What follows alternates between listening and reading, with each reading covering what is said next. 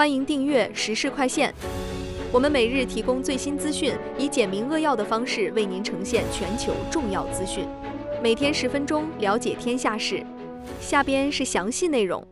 1. 美国对印度药品征收关税，威胁关键出口行业。据英国广播公司报道，美国政府宣布，将自10月1日起对品牌和专利药品征收100%的关税，除非企业在美国设立生产基地。这项措施直接冲击了印度这个世界药房的核心出口产业。印度素有世界药房之称，以生产制造成本低廉的仿制药闻名全球，但面对美国的关税大棒显得格外被动。尽管印度制药联盟官员表示，印度公司主要向美国出口仿制药，影响可能较小，但印度主要制药商股票仍出现下跌，投资者对未来前景深感不安。回顾特朗普首个任期，他就曾威胁对进口药品采取强硬措施。如今这一威胁正式落地，印度制药业从过去的优势地位沦为被动挨打的局面，这将对印度制药业的国际竞争力产生什么长远损害？专家分析认为，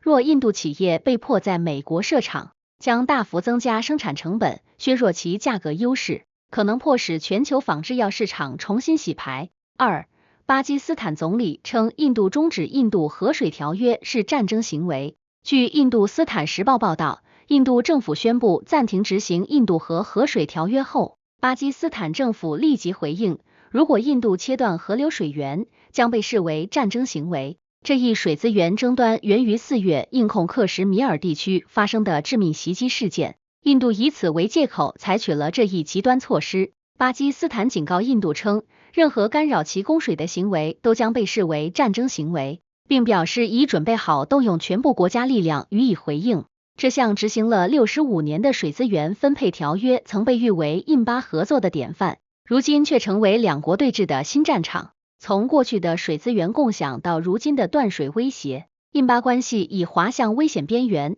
双方在克什米尔发生小规模交火。这种以水为武器的对抗将如何影响南亚地区稳定？安全专家指出，水资源武器化可能引发更大规模冲突，不仅威胁巴基斯坦农业命脉，还可能迫使其采取军事反制措施。3. 金正恩调集资源支持朝鲜核计划。据乌克兰独立新闻社报道，朝鲜领导人金正恩指示高级官员加强国家的核盾与核舰，称只有核反击才能保障国家的安全。金正恩强调，2025年是朝鲜落实核武力强化路线的关键一年，要求超额完成武器级核物质生产计划，并加固国家核盾牌。在会见核科学家时，金正恩明确表示，核材料和核武器的生产是至关重要的头等大事。这标志着朝鲜在面对国际制裁压力下，正一意孤行地将更多国家资源投入核武器开发。从2006年首次核试验到如今的全面核武化，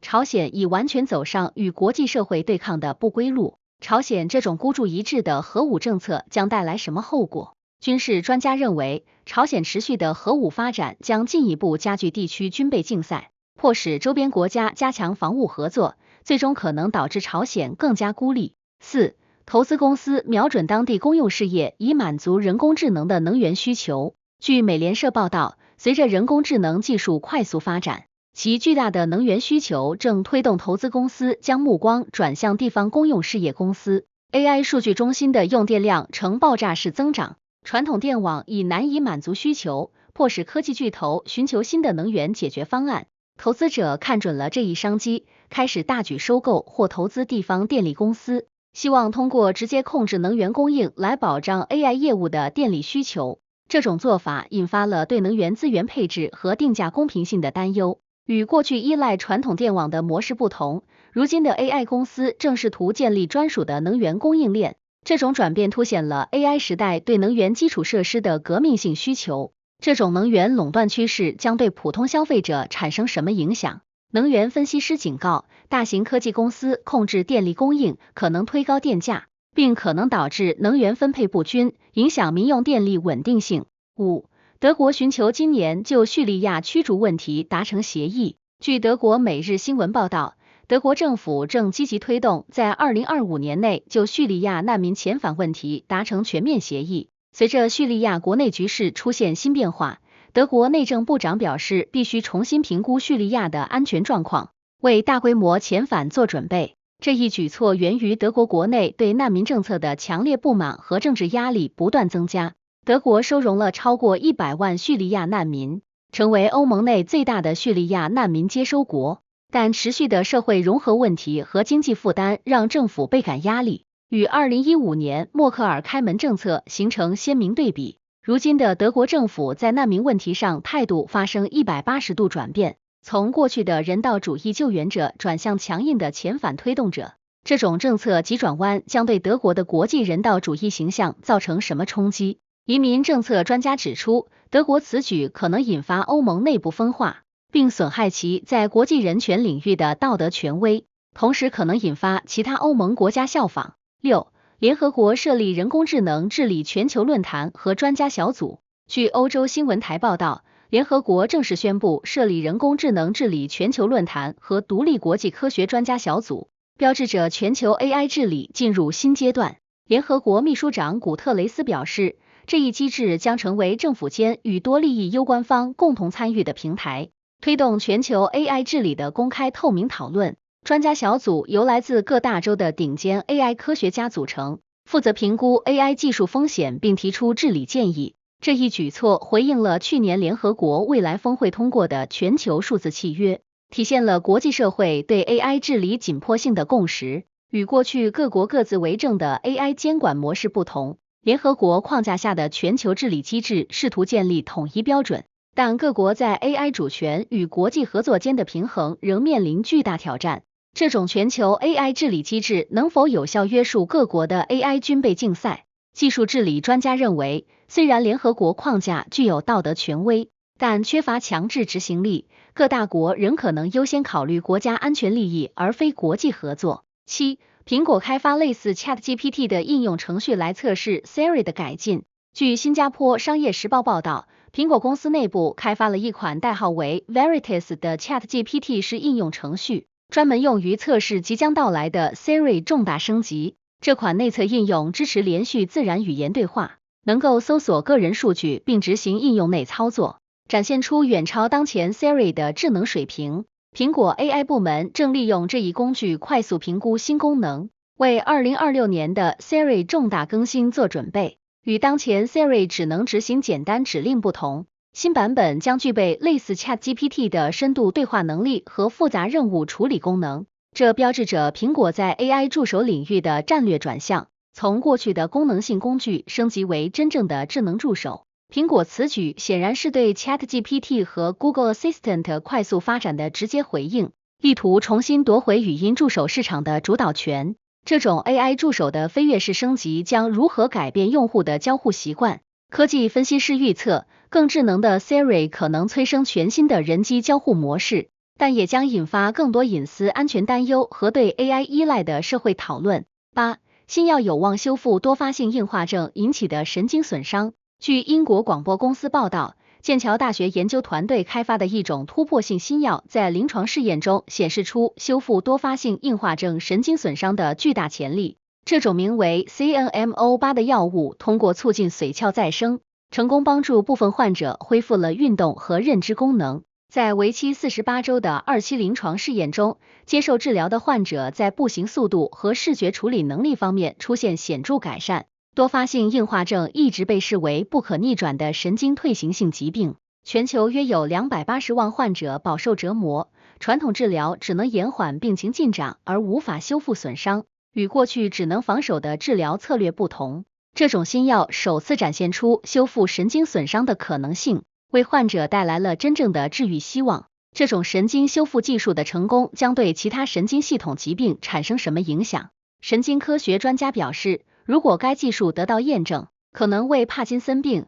阿尔茨海默病等神经退行性疾病的治疗开辟全新路径，彻底改变神经医学领域。9. 印度跻身电信设备制造精英国家行列。据印度经济时报电信版报道，印度政府近期宣布大幅简化电信设备市场准入流程，对多种关键设备免于提交测试报告要求，标志着印度正式迈入全球电信设备制造精英国家行列。这项政策涵盖 5G 基站、光纤电缆、卫星通信设备等核心产品，预计将为企业节省数亿美元成本，并加速产品上市时间。印度政府同时承诺每年投入100亿卢比用于6G、量子通信等前沿技术研发，比此前增加150%，与过去严重依赖中国设备进口的被动局面形成鲜明对比。如今的印度正一意孤行地推进电信设备自给自足计划，力图摆脱对外依赖。然而，面对美国对印度电信产品加征26%关税的贸易打击，印度的雄心壮志显得格外脆弱。这种激进的产业政策能否真正帮助印度在全球电信市场站稳脚跟？产业分析专家指出，虽然政策支持力度空前，但印度在核心芯片技术和高端制造工艺方面仍存在明显短板，短期内难以与中国、韩国等成熟厂商正面竞争。美国护士记录加沙城医院倒塌。据美联社报道，一名在加沙地带工作的美国护士通过视频记录下了加沙城内多家医院遭受袭击后倒塌的惨烈场面。这位不愿透露姓名的护士在社交媒体上发布的视频显示，阿赫利阿拉伯医院和纳赛尔医院的建筑结构严重损毁，医疗设备被完全摧毁，现场一片废墟。联合国数据显示，自冲突爆发以来，加沙地带已有27家医院遭到不同程度破坏，整个医疗体系濒临全面崩溃。这名护士在视频中痛苦地表示，他亲眼目睹了医院从救死扶伤的圣地沦为战火废墟的全过程。与战争初期医院还能勉强维持基本运转不同，如今的加沙医疗系统已彻底陷入绝望境地，平民伤亡数字每天都在攀升。这种系统性摧毁医疗设施的行为将对国际人道主义法产生什么冲击？国际法专家严厉指出，故意攻击医疗设施构成严重违反日内瓦公约的战争犯罪，这将为未来类似冲突开创极其危险的先例。肺细胞机器人展现出体内药物输送的潜力。据物理学组织报道，科学家成功开发出一种革命性的肺细胞机器人系统，能够在人体内精准输送药物至特定病灶部位。这种微型机器人由患者自身肺部细胞改造而成，直径仅有几微米，可通过血液循环到达肿瘤等目标区域并释放治疗药物。初步实验显示，这种生物机器人的药物输送效率比传统方法提高了300%，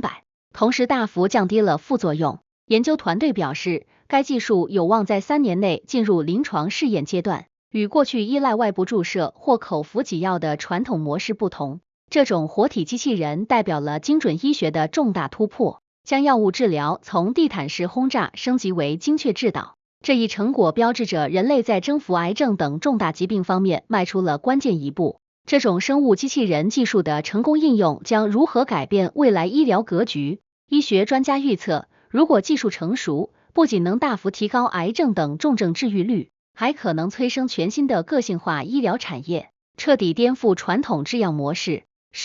德国考虑允许军方击落无人机。据加拿大电视新闻网报道，德国政府正认真考虑修改相关法律，授权德国联邦国防军在特定情况下击落进入德国领空的未授权无人机。德国国防部长表示，俄乌冲突中无人机技术的广泛应用已对德国国家安全构成新的威胁，必须采取更加主动的防御措施。根据新提案，德国军方将获得在无人机威胁关键基础设施或军事目标时实施拦截的权限。这一政策转变源于近期多起俄罗斯无人机误入德国领空事件，引发了德国政府对国土安全的严重担忧。与过去只能依靠外交抗议的被动应对不同，德国如今准备采取更加强硬的军事手段保卫领空主权。此举标志着德国在安全政策上的重大转向，从战后的和平主义逐渐走向积极防务。这种军事化应对无人机威胁的做法会在欧洲引发什么连锁反应？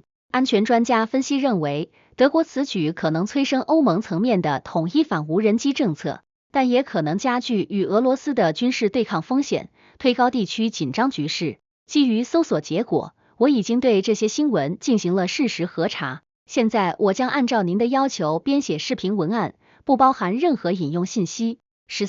天文学家在白矮星大气中发现富含氮和水的冰行星。据物理学组织网报道，天文学家利用哈勃太空望远镜在一颗白矮星的大气层中发现了富含氮和水冰的行星残骸。这一发现为理解行星系统的终极命运提供了新线索。研究团队通过光谱分析发现，这些行星碎片含有异常高浓度的氮元素和水冰化合物，表明原行星可能拥有类似地球的大气和海洋。白矮星 WD-1856+534 距离地球约80光年，其大气中的行星残骸已持续数百万年才被完全吸收。这一发现颠覆了科学家对行星死亡过程的传统认知，证明即使在恒星死亡后，行星的化学指纹仍可保存数亿年，与过去认为白矮星只会吞噬岩石行星不同。此次发现表明，富含挥发物的冰质行星同样可以在恒星死亡过程中幸存并留下痕迹。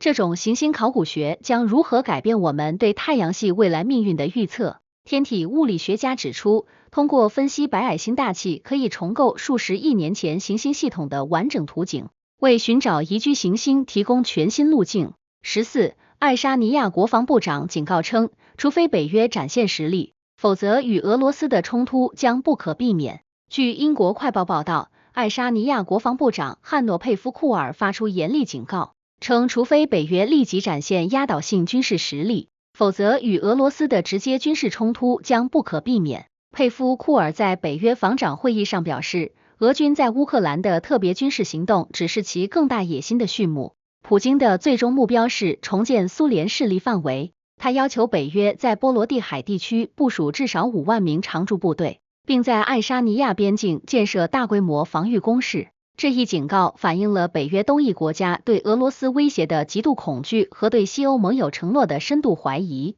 与过去依赖外交手段缓解紧张关系不同，爱沙尼亚如今公开呼吁军事对抗准备，显示其对和平解决争端已彻底绝望。这种战争恐慌在波罗的海三国蔓延，整个地区的军事化程度急剧上升。这种公开的战争威胁论调将对欧洲安全环境产生什么破坏性影响？安全专家担忧，波罗的海国家的战争恐慌可能成为自我实现的预言，过度的军事准备反而可能引发意外冲突，将欧洲拖入战争深渊。15. 乌克兰开始管制武器出口，以满足国防需求。据乌克兰 RBC 报道，乌克兰总统泽连斯基正式宣布开放武器出口管制政策，优先向欧洲、美国和非洲国家出售经过实战检验的无人机系统和反无人机装备。乌克兰政府表示，只有在国内军队需求得到充分保障后，才会将剩余武器用于出口，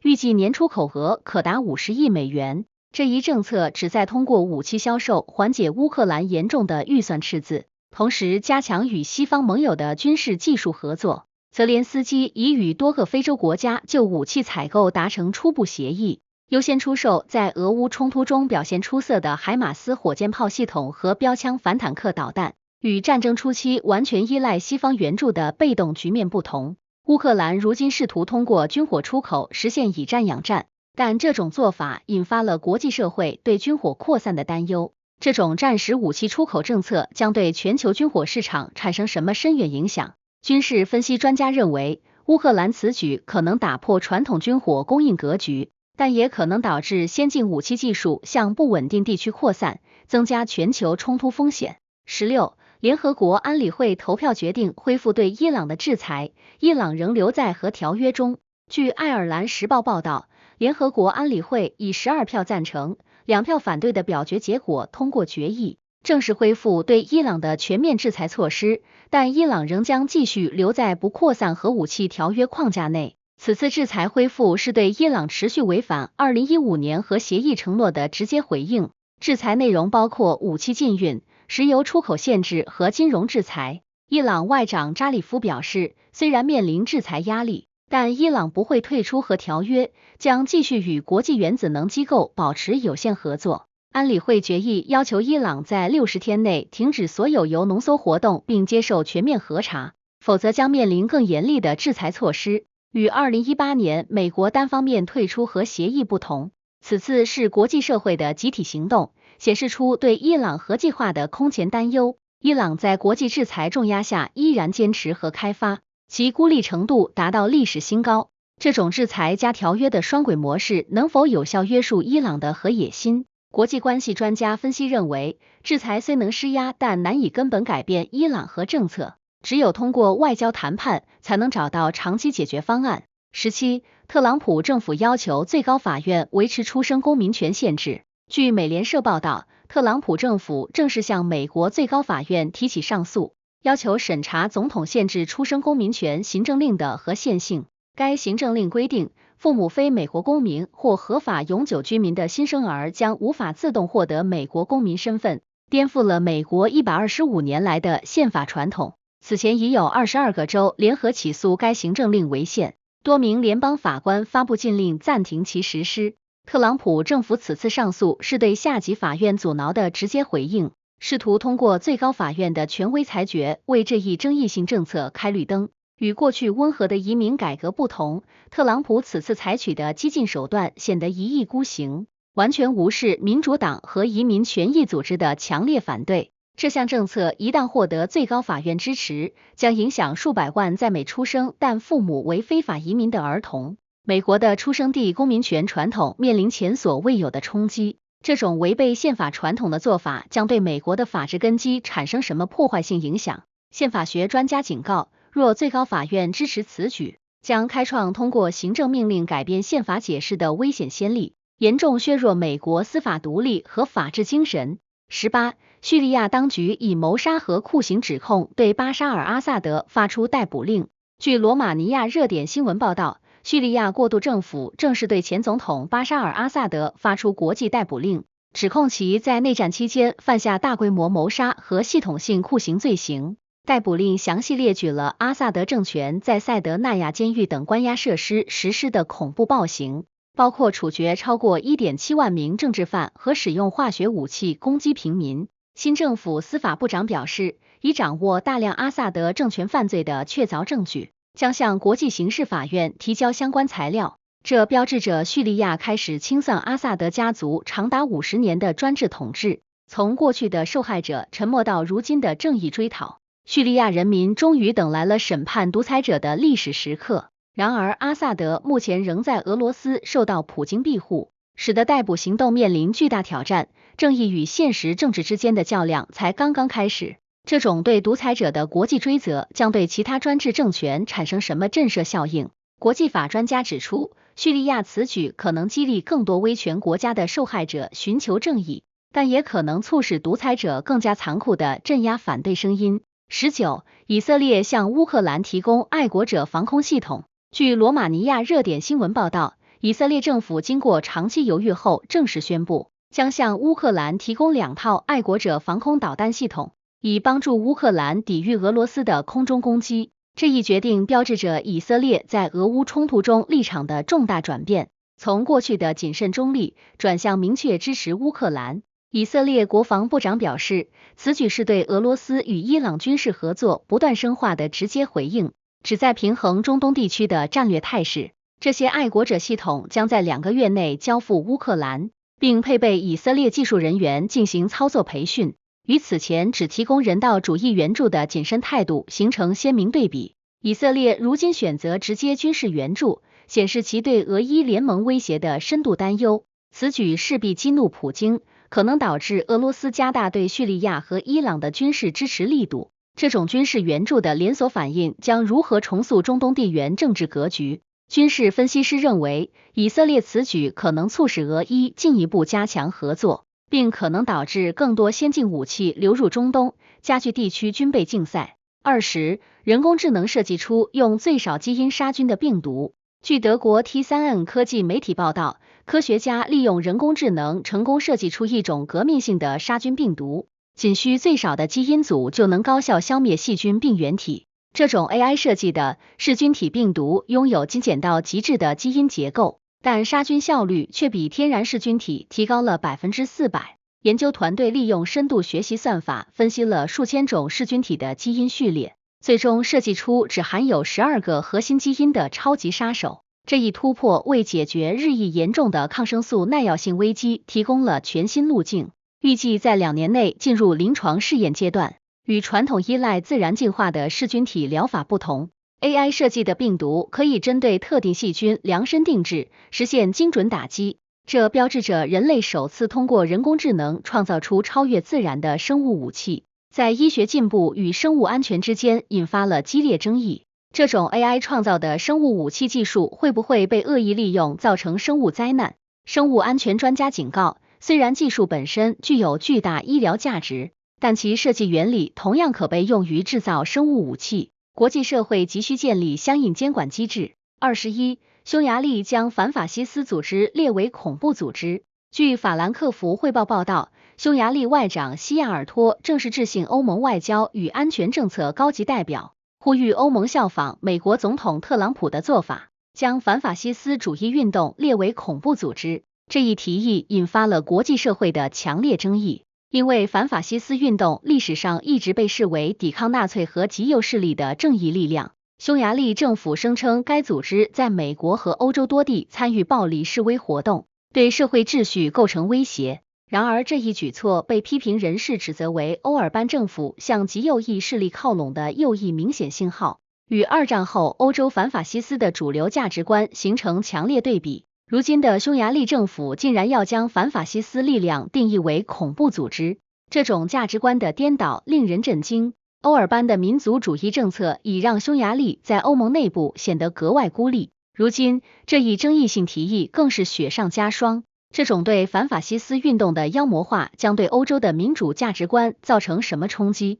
政治学专家严厉批评，将反法西斯运动定义为恐怖组织是对历史的严重扭曲，可能为极右势力复兴开绿灯，威胁欧洲来之不易的民主成果。22. 以色列空袭在加沙造成数十人死亡，其中包括平民和医务人员。据英国广播公司报道，以色列军方对加沙地带发动新一轮大规模空袭，造成包括平民和医务人员在内的数十人死亡。袭击目标包括多家医院、学校和居民区，其中纳赛尔医院遭到直接轰炸，至少12名医护人员当场死亡。联合国秘书长古特雷斯谴责这种针对医疗设施的攻击严重违反国际法，并警告加沙的人道主义危机已达到史无前例的程度。以色列军方声称这些设施被哈马斯用作军事基地，但国际人权组织质疑这一说法缺乏充分证据，与停火协议刚达成时的短暂平静形成鲜明对比。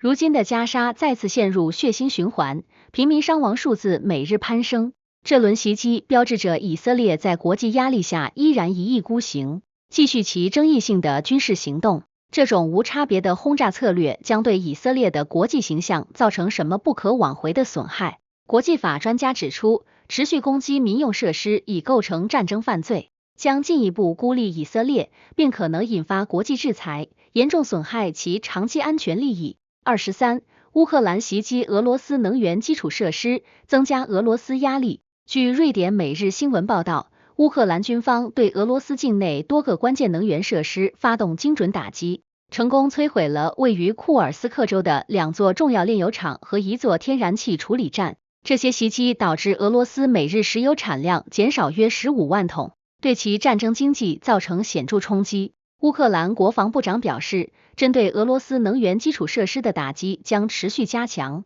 目标是切断俄军的资金来源。俄罗斯能源部紧急宣布启动备用设施，但承认短期内难以完全弥补损失。这种以彼之道还施彼身的战术标志着乌克兰从被动防御转向主动出击，将战火引向俄罗斯本土。与战争初期只能被动挨打的窘境相比，乌克兰如今展现出强大的远程打击能力，让普京的特别军事行动面临前所未有的压力。这种对俄罗斯本土基础设施的系统性打击会引发什么样的战争升级风险？军事分析师警告，虽然这些袭击有效削弱了俄军后勤补给，但也可能促使普京采取更激进的报复措施，包括对乌克兰民用设施的大规模轰炸。24. 中国开发电动汽车可弹出电池系统。新技术弹出电动汽车电池以防止起火，但引发安全隐患。据葡萄牙珀威尔科技网站报道，中国汽车制造商开发出一种革命性的弹出式电池系统，当检测到电池过热或即将发生热失控时，系统会自动将整个电池包从车体中弹出，以防止车辆起火爆炸。这套系统采用爆炸螺栓和弹射装置，能在0 3秒内将重达600公斤的电池包抛射到车外5米距离。然而，这一创新却引发了严重的安全争议。专家担心弹射出的电池包可能砸伤路人或引发2次事故。与传统的被动防护措施不同，这种主动抛弃电池的做法显得极其激进，完全无视周围环境的安全风险。此技术与工信部刚发布的史上最严电池安全标准要求不起火、不爆炸形成强烈反差。中国制造商似乎选择了一条截然不同且充满争议的技术路线。这种拯救汽车毁灭行人的设计理念会带来什么灾难性后果？汽车安全专家严厉批评，弹射电池包的做法是将车内风险转移给社会公众，可能造成更大伤亡。这种技术绝不应获得监管部门批准。25，泽连斯基警告称，如果俄罗斯攻击乌克兰的能源基础设施，莫斯科将停电。据乌克兰 RBC 电视台报道，乌克兰总统泽连斯基在最新讲话中发出严厉警告，如果俄罗斯继续攻击乌克兰能源基础设施，乌克兰将对莫斯科的电力系统实施报复性打击，让整个莫斯科陷入停电状态。泽连斯基表示，乌克兰已具备远程打击俄罗斯首都关键基础设施的能力，并已制定详细的报复计划。这一威胁是对俄军连续轰炸乌克兰发电厂和变电站的直接回应。乌克兰近70%的电力基础设施遭到不同程度破坏。与过去只能被动承受俄军攻击不同，如今的乌克兰展现出强硬的反击态度，试图通过以牙还牙的威慑策略迫使俄军停止对民用设施的攻击。然而，这种将战火引向俄罗斯首都的威胁显得格外危险，可能引发不可预测的升级后果。这种直接威胁攻击敌国首都的做法将把冲突推向何种危险境地。军事专家警告，攻击莫斯科等战略目标可能触发俄罗斯的核威慑红线，将局部冲突升级为全面战争，后果不堪设想。26，特朗普派遣联邦军队前往波特兰保护移民设施。据英国广播公司报道，美国总统特朗普正式下令派遣联邦军队进入俄勒冈州波特兰市，以保护当地的移民居留设施免受反法西斯示威者的冲击。特朗普在白宫宣布，已指示国防部长赫格塞斯出动500名联邦士兵，保护饱受战火蹂躏的波特兰市和艾斯移民警察设施。这一军事部署是特朗普将反法西斯运动认定为恐怖组织后的直接行动，标志着联邦政府对国内抗议活动采取前所未有的军事化应对。波特兰市长公开抗议联邦军队进驻，认为这违反了州权和地方自治原则。与过去依靠地方执法部门维护秩序不同，特朗普此次直接动用军队介入地方事务，显得一意孤行且充满争议。这种做法引发了对美国民主制度和联邦制衡机制的严重担忧。这种军队介入国内抗议的做法将对美国的民主制度造成什么冲击？政治学专家严重警告，联邦军队镇压国内示威开创了危险先例，可能标志着美国从民主制向威权制的转变，严重威胁宪政秩序。基于搜索结果，我已经对这些新闻进行了事实核查。现在我将按照您的要求编写视频文案，不包含任何引用信息。27，伊朗铀浓缩活动超出核协议限制，引发制裁。据瑞士广播公司报道，国际原子能机构最新报告显示，伊朗铀浓缩活动已严重超出2015年核协议限制，浓缩铀纯度达到 84%， 接近制造核武器所需的 90% 武器级标准。这一发现立即引发美欧联合制裁，冻结伊朗在海外的数十亿美元资产，并禁止向伊朗出口任何可用于核技术的设备。伊朗外长阿拉格齐回应称，伊朗有权发展和平核技术，并指责西方的双重标准。然而，国际社会对伊朗核武器化意图的担忧达到前所未有的高度，与核协议签署时的合作态度形成鲜明对比。如今的伊朗在核问题上显得一意孤行，完全无视国际承诺。面对日益严厉的制裁压力，伊朗依然坚持推进高浓缩铀生产，其激进立场让国际社会格外担忧。这种不断逼近核武器门槛的做法将把中东地区推向何种危险边缘。核不扩散专家警告，伊朗此举可能引发沙特、土耳其等地区大国启动核武器计划，中东核军备竞赛一触即发，后果不堪设想。28，特朗普表示愿意向乌克兰提供战斧导弹。据意大利《信使报》报道，美国总统特朗普在与乌克兰总统泽连斯基的联合国会晤中表示，愿意考虑向乌克兰提供射程达1600公里的战斧巡航导弹，使乌军获得直接打击莫斯科的能力。泽连斯基在会谈中明确要求获得这种远程武器，并希望解除对攻击俄罗斯境内目标的限制。特朗普回应称不反对这一想法，但尚未做出最终承诺。这标志着特朗普在对乌政策上的重大转向，从此前的谨慎态度转向更加激进的军事支持。与拜登时期严格限制乌军打击俄罗斯本土不同，特朗普政府似乎准备打破这一红线，将冲突推向新的危险高度。然而，这种武器的提供将彻底改变俄乌冲突的性质，可能引发普京的极端报复。这种直接威胁俄罗斯首都的武器援助会引发什么样的灾难性升级？军事分析师严厉警告，战斧导弹打击莫斯科可能触发俄罗斯的核威慑红线，将局部冲突升级为核战争边缘的全面对抗。新闻日日更，世界在手中。今天的时事快线就到这里了，有想法的朋友，我们评论区聊聊，明天见。